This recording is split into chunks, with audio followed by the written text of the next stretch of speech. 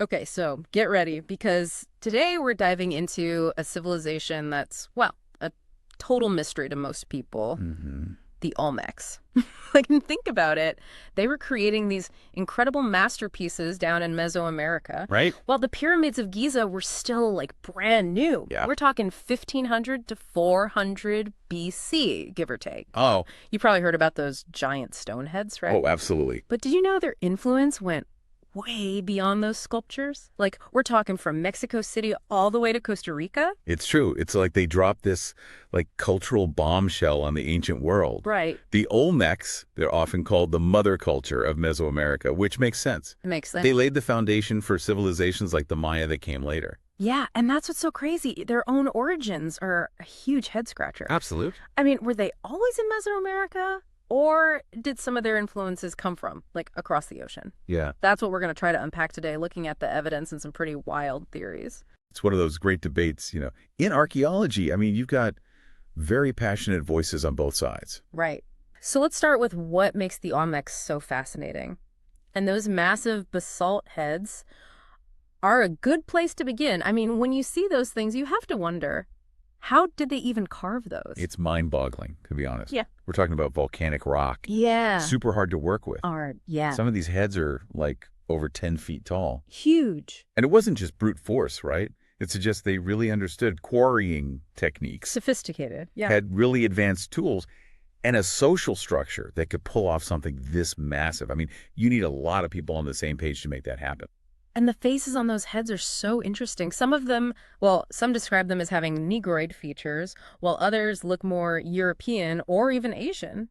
It's wild. Right. It's like looking at a global civilization, Wow. not one that was isolated in Mesoamerica. That's what sparks so much debate. Hmm. So their heartland, geographically speaking, it's Veracruz and Tabasco in Mexico. Wow. But their art, their artifacts, these motifs, they show up in places you'd never expect, like Chalcacingo, which is near Mexico City. Wow. And then you have remnants found all the way in Costa Rica. So the question is, how did these influences travel so far? Yeah, it's like trying to put together a puzzle, but with like half the pieces missing. Exactly. So you've got scholars on one side, we can call them the isolationists, who think the Olmecs were a homegrown thing. They're saying, okay, this civilization developed independently, maybe from pre-Olmec societies in the region. But here's the thing. Go on. No one's actually found these pre-Olmec cultures. That's the big one. Yeah, there's no definitive proof. Exactly. You've got someone like Richard Deal. Okay. He's a big name in the isolationist camp. Okay. And he's adamant, right? He says the evidence for influence from across the ocean is just not there. Really? He wrote this book. Yeah. It's called The Olmecs, America's First Civilization. Catch you. And he really lays out the case against these transoceanic theories. But if that's the case, then how do you explain these unique Olmec features, those artifacts that have these echoes in other cultures on totally different continents? So that's where the diffusionists come in. Okay. I'm intrigued. Their argument is, just because we haven't found the evidence doesn't mean it didn't happen. Fair enough.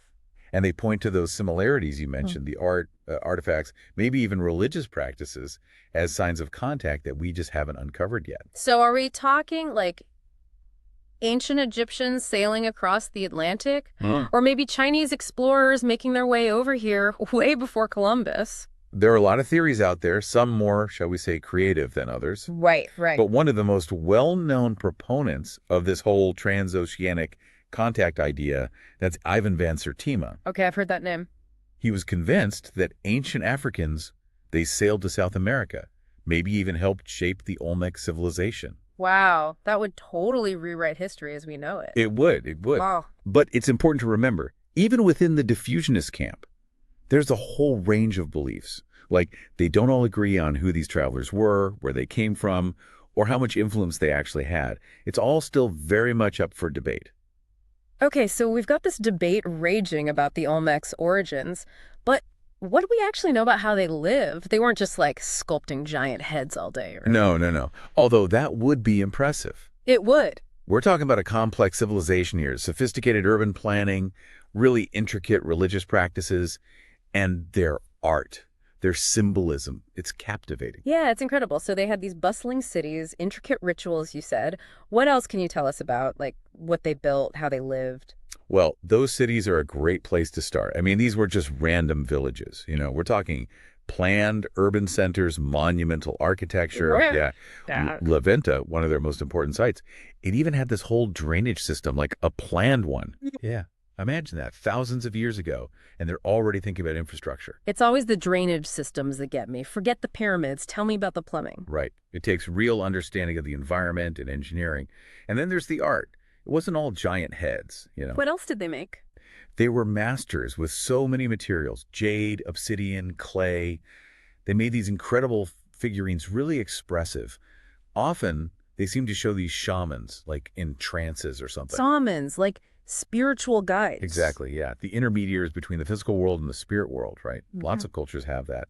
And in Olmec art, they're shown with these twisted bodies, sometimes holding sacred objects.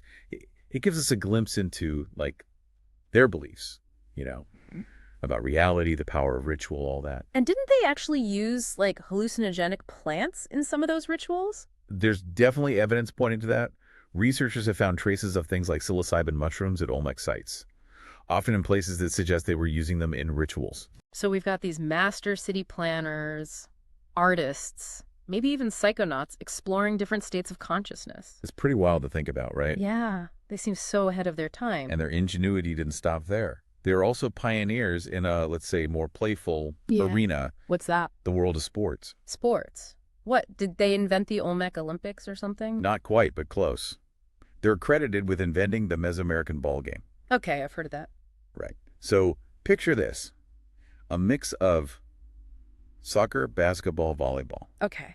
played with a heavy rubber ball on this court with sloped sides. Wait, rubber? Like, they had bouncy balls made from trees. That's right. And it wasn't just for fun. The Mesoamerican ball game was hugely important to their cosmology, their whole belief system about the universe, humanity's place in it. Some think they used the game to, like, settle disputes or make big decisions. So imagine, one day they're carving these massive stone heads. The next, they're inventing a new sport with rubber they figured out how to make. What couldn't they do? It really makes you rethink what ancient cultures were capable of. The Olmecs were more than just a mother culture, right? They were innovators, thinkers, artists, athletes. And the more we learn, the more mysterious they get. Speaking of mysteries, how did a civilization this advanced just vanish? One minute they're building cities, inventing sports, the next, they're gone. That's the million-dollar question, right? It's had archaeologists stumped for decades. So around 400 BC, their major cities, they're pretty much abandoned. What? Just like that? Well, we see a decline in their art style, but no signs of a huge violent collapse. It's a puzzle. Maybe they all just decided to pack up and head to Costa Rica. We know they had some settlements over there. Some groups might have migrated, yeah. Yeah. Maybe because of environmental changes, trade route shifting, internal stuff. Who knows? Yeah. But the full story, it's still a mystery. It's like they walked off stage, left these clues about how brilliant they were, but no curtain call. But this is a civilization from over 1,000 years ago. Isn't it normal to have gaps in the historical record? Totally. But the Olmecs are tricky, right? Their influence, it was huge. But their origins, why they declined, it's all still debated. Imagine having a book, but you're missing the beginning and the end. And probably some pages in the middle, too. Probably, yeah. Makes it really tough to understand their whole story. So where do we even start trying to piece together that story? What are researchers looking for? Well, it's a huge puzzle, right? But one big piece is their writing system. Oh, right. They had writing, didn't they? I've seen pictures of those glyphs. They did. Yeah. And it's considered one of the oldest forms of writing in the Americas. Could even be older than Mayan writing. Wow, really? And there's always but we can't fully read it. You're kidding. We can read hieroglyphics, cuneiform, but not Olmec. It's frustrating. We have inscriptions on monuments, pottery, even cave walls.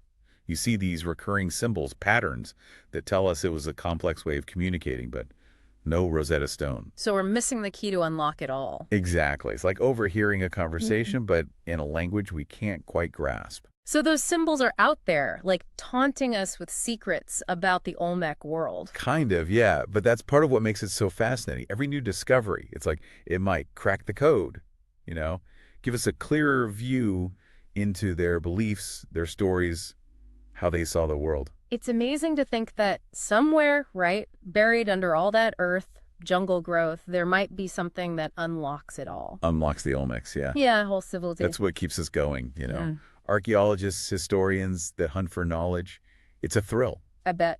Okay, so we've talked about their art, their cities, even their sports. Right. But I gotta say, I keep thinking about those faces, the sculptures, those features that look like they could be from all over the world. Yeah, it's hard to ignore. So does that mean there's a chance, even a tiny one, that those diffusionists might be right? It's a good question. And this is where the Isthmus of Tehuantepec gets really interesting. Because it's the narrowest point between the Atlantic and the Pacific, Yeah. right? Down in Mexico. Exactly. Put yourself in the shoes of, like, an ancient sailor, right? Wouldn't that be the spot you'd want to control?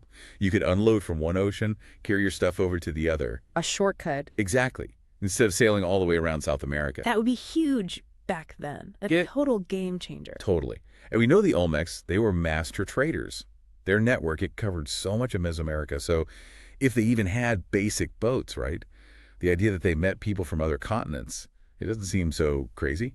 So the Olmec heartland, where they were strongest, it could have been this crossroads.